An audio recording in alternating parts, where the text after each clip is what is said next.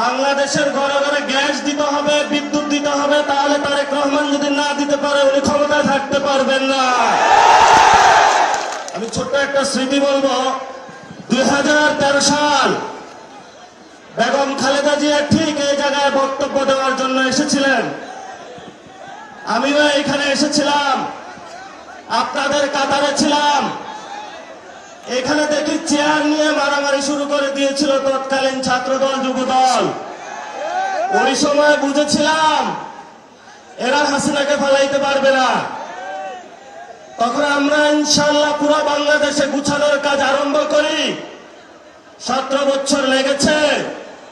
সকল দল মিলে ফ্যাসিবাদী সরকারকে বাংলাদেশ থেকে বিতরণ করেছে। এখন আমরা শুনতে পাচ্ছি বাংলাদেশে নাকি আপা টুক করে ঢুকে পড়বে। আমরা বাইচে থাকতে আপা আসতে পারবো? বাংলাদেশে যারা তরুণ প্রজন্ম রয়েছে, আপনারা সবাই ঐক্যবদ্ধ হন, বাসায় বাসায় যান। যে জায়গায় গ্যাস নাই, যে জায়গায় বিদ্যুৎ নাই, এলাকাবাসীকে ঐক্যবদ্ধ করে রাস্তায় নেমে পড়ুন। সরকার বলছে ভারত থেকে ডিজেল নিয়ে আসবে, তেল নিয়ে আসবে, ভারত আবার ইরান থেকে নিয়ে আসে। আমরা সরকারকে বলবো, সংসদে অনেক মিথ্যাচার করেছেন, জনগণের সামনে আপনাদের মুনাফিকি চরিত্র স্পষ্ট হয়ে পড়েছে। এখন হলো গদি আমাদের টান দেওয়ার সুযোগ এসেছে। আমরা স্পষ্ট জানিয়ে দিতে চাই, গ্যাস দে, বিদ্যুৎ দে, নইলে গদি ছাইড়া দে। তারেক রহমান গদি ছাইড়া দেন। যদি গদি টিকাইতে হয় বাংলাদেশে সংস্কার বাস্তবায়ন করতে হবে।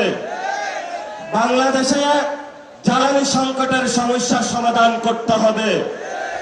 বাংলাদেশে ভারতের বিরুদ্ধে, আগ্রাসনের বিরুদ্ধে দাঁড়িয়ে চোখে চোখ রেখে বলতে হবে, মোদী তুমি যেমন প্রধানমন্ত্রী, আমরা বাংলাদেশের তারেক রহমান প্রধানমন্ত্রী।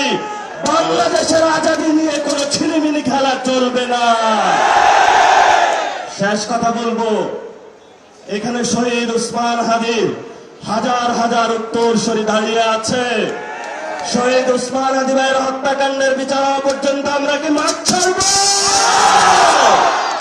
শহীদ ওসমান হাদি ভাইয়ের উত্তরসূরিরা কি ঘুমিয়ে আছে?